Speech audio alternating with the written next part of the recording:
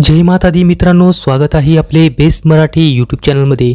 मित्रांनो, नवरात्र हा माता दुर्गा पूजनाचा पावन पर्व मानला जातो आणि या नवरात्रमध्ये मातेच्या वेगवेगळ्या 9 रूपांचे पूजन केले जाते। तसेच या नवरात्रीची सुरुवात ही घटस्थापनेबरोबर प्रत्येक घरामध्ये झाली आणि 9 दिवसांच्या पूजा अर्चनानंतर या घटाचे व धानाचे विसर्जन विधिवत केले जाते। परंतु यंदा ही नवरात्री 8च दिवसाची आहे, म्हणून 8च दिवस नवरात्र होऊन दशमी तिथीवर मात्र नवरात्रीचं म्हणजे घटाचं विसर्जन होणार आहे। मित्रांनो, ज्याप्रमाणे आपण घटस्थापना व माता पूजा संपूर्ण शास्त्रशुद्ध विधीनुसार केली, त्याप्रमाणे घट विसर्जन ही विधानपूर्वक शास्त्रानुसार झाले पाहिजे। त्यामुळे माता प्रसन्न होते, मातेचे कृपा आशीर्वाद आपल्याला लाभतात व आपले जे व्रत आहे, जे पूजन आहे ते सुफळ संपूर्ण होते। त्या व्रताचे संपूर्ण पुण्यफळ आपल्याला प्राप्त होते। मित्रांनो, घट विसर्जन हे मुहूर्तावर होणे गरजेचे आहे, तेव्हाच ते फलदायी ठरते व माताचे कृपा आशीर्वाद आपल्याला प्राप्त होत असतात। तर मग आजच्या या व्हिडिओमध्ये आपण नवरात्रीमध्ये केलेल्या घटस्थापनेचे कलशस्थापनेचे विसर्जन कधी करावे, कसे करावे, घट कधी हलवावा, धानाचे काय करावे, माता शृंगार सामग्रीचं काय करावे, कलशातील पाणी, नारळ इत्यादी सर्व पूजा सामग्रीचे नेमके काय करावे त्याविषयी आज आपण सविस्तर जाणून घेणार आहोत। त्यासाठी हा व्हिडिओ शेवटपर्यंत नक्की पाहावा। आपण या चॅनल नवीन असाल तर चॅनलला सबस्क्राइब करा। मित्रांनो, या नवरात्रीच्या दरम्यान काही लोक अष्टमीला कन्यापूजन व हवन करतात, तर काही नवमीला पूजा करतात आणि त्यानंतर घट विसर्जन करतात, परंतु हे चुकीचे आहे। मित्रांनो, तुम्ही अष्टमीला अथवा नवमीला कन्यापूजन व हवन करा, परंतु घट विसर्जन मात्र दशमी तिथीचंच करायचं आहे आणि घटही दशमीच्या दिवशीच हलवायचा आहे। आता मग त्यासाठी आपण दशमी तिथी कधी सुरू होणार आहे, तसेच श्रवण नक्षत्र ज्याचं महत्त्व आहे, श्रवण नक्षत्रामध्ये घट विसर्जन केलं जातं, ते श्रवण नक्षत्र तसेच घट विसर्जनाचा मुहूर्त जाणून घेऊया। तर दशमी तिथी प्रारंभ होणार आहे 14 ऑक्टोबर सायंकाळी 6:52 आणि दशमी तिथीची समाप्ती होणार आहे 15 ऑक्टोबर सायंकाळी 6:02 या दशमी तिथीची समाप्ती होणार आहे। आता जे श्रवण नक्षत्र जे महत्त्वपूर्ण आहे, फलदायी आहे, ते श्रवण नक्षत्र कधी सुरू होणार आहे, तर श्रवण नक्षत्र सुरू होणार आहे 14 ऑक्टोबर सकाळी 9:33 आणि श्रवण नक्षत्र समाप्ती होणार आहे 15 ऑक्टोबर सकाळी 9:16 होणार आहे। आणि आता जो घट विसर्जनाचा जो मुहूर्त आहे तो जाणून घेऊया। तर घट विसर्जन हे 15 ऑक्टोबर शुक्रवार दशमी तिथीला मध्ये होणार आहे। तर घट विसर्जनाचा मुहूर्त आहे सकाळी 15 ऑक्टोबर शुक्रवार सकाळी 6:21 ते सकाळी 8:39 पर्यंत, म्हणजे 2 तास 18 मिनिटाचा हा घट विसर्जनाचा कालावधी आहे। याच दरम्यान आपल्याला घट विसर्जन करायचे आहे। तर आता घट विसर्जनाची विधी, पूजन तसेच सामग्रीचं नेमकं काय करायचं ते आता सविस्तर जाणून घेऊया। तर या दिवशी प्रातःकाळी लवकर उठावे, आपले स्नानादी नित्यकर्म निवृत्त होऊन लाल अथवा गुलाबी, पिवळे, हिरवे वस्त्र परिधान करावे। त्यानंतर नेहमीप्रमाणे घटाचे पूजन करायचे आहे, माळ घालायची आहे, फुले अर्पण करावी, तसेच एक तुपाचा दिवा देखील लावायचा आहे। त्यानंतर नैवेद्य दाखवावा। त्यानंतर हातामध्ये थोडे तांदूळ घेऊन व फूल घेऊन मातेला अर्पण करायचे आहे, मातेचे नामस्मरण करावे, प्रार्थना करावी, तसेच मातेला नकळत झालेल्या चुकांबद्दल क्षमा प्रार्थना देखील करायची आहे। क्षमा प्रार्थना स्तोत्र आपल्या चॅनलवर उपलब्ध आहे, ते देखील आपण म्हणू शकता त्यावर पाहून। तर क्षमा प्रार्थना कशी करावी तर म्हणायचं आहे, हे माता राणी, आम्ही आमच्या यथाशक्तीनुसार तुमची 9 दिवस मनोभावे भोळ्या भावाने सेवा केली, व्रत केले, त्याचा आपण स्वीकार करावा। हे देवी माता, आपण माझ्या कुटुंबाला आशीर्वाद प्रदान करावा, तुमचा वास सदैव घरात असू दे, तसेच सुखसमृद्धी, वैभव, यश प्रदान करा, तसेच या सेवेमध्ये काही नकळत चूक झाल्यास क्षमा करावी।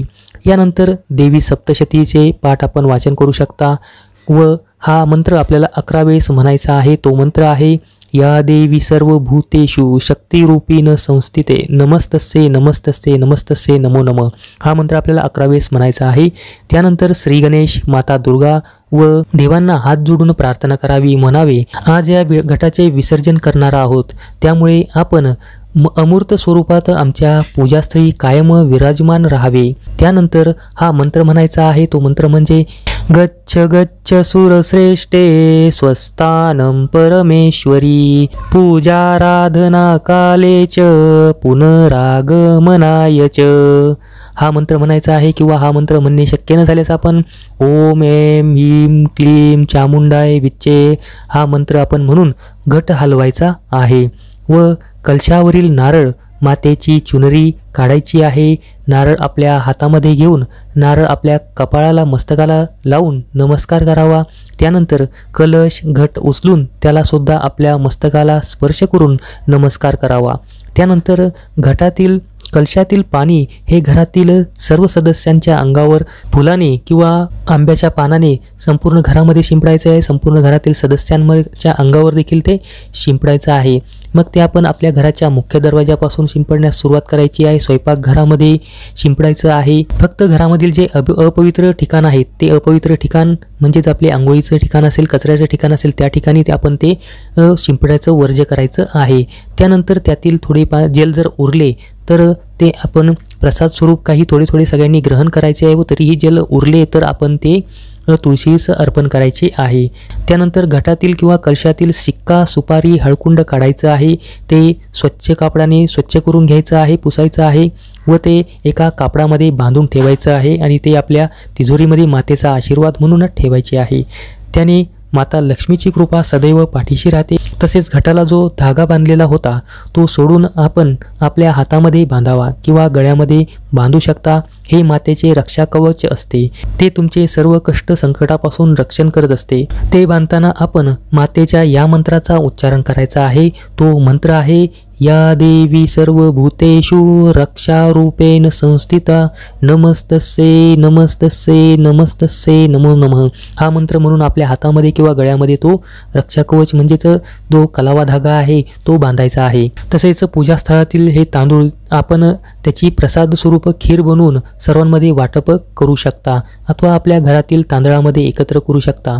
त्यामुळे घरात सुख समृद्धी बरोबरच धनधान्यामध्ये वृद्धी होते। तसेच मातेसाठीचे अर्पण केलेले शृंगार साहित्य हे घरातील सदस्य अथवा आपण मातेचा प्रसाद स्वरूप धारण करू शकता किंवा एखाद्याला दानही आपण करू शकता।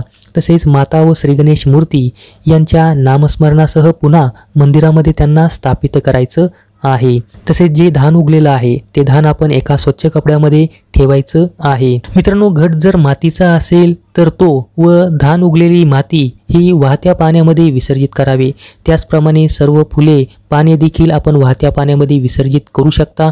जर आपल्याला वाहत्या पाण्यामध्ये विसर्जन करणे शक्य न झाल्यास आपण एका ठिकाणी खड्डा खोदून त्या ठिकाणी विसर्जित करू शकता किंवा एखाद्या कुंडीमध्ये माती आणून त्यामध्ये विसर्जित करून त्यावर माती टाकू शकता व त्यावर आपण एक झाड लावू शकता। तेही नाही जमलं तर आपण पिंपळाचे झाड, वडाचे झाड किंवा केळीचे झाड या झाडाखाली देखील त्याचं विसर्जन करू शकता। तसेच पूजास्थळीचे जे कापड आहे, मातेचं आसन आहे, त्याचंही आपण विसर्जन करू शकता किंवा आपल्या नित्यपूजेच्या ठिकाणी त्याचा आसनासाठी मातेच्या आसनासाठी आपण वापर करू शकता। तसेच घटावरील जो नारळ आहे त्या नारळाचं काही लोक हा नारळ वर्षभर आपल्या घरामध्ये कलश स्वरूपामध्ये ठेवतात। काही जण आपल्या मुख्य दरवाजावर तो नारळ लाल कपड्यामध्ये बांधून ठेवतात, तर काही लोक हा नारळ फोडून त्याचा प्रसाद म्हणून ग्रहण करतात। परंतु हे नारळ फोडून त्याचा प्रसाद म्हणून ग्रहण करणे हे चुकीचे मानले गेलेले आहे, कारण की आपण 9 दिवस त्याचे माता स्वरूप मानून त्याचे पूजन करतो व ते फोडणे हे चुकीचे आहे। त्यामुळे ते नारळ आपण एक तर विसर्जित करावे किंवा आपल्या घरामध्ये वर्षभर ते आपण स्थापित करावे किंवा जेवढे दिवस शक्य आहे तेवढे आपण दिवस स्थापित करून नंतर त्याचे विसर्जन पाण्यामध्ये करायचे आहे। तसेच उगलेले धानातील थोडे धान हे आपल्या भावाच्या कानावर लावून त्यांचे पूजन करायचे आहे।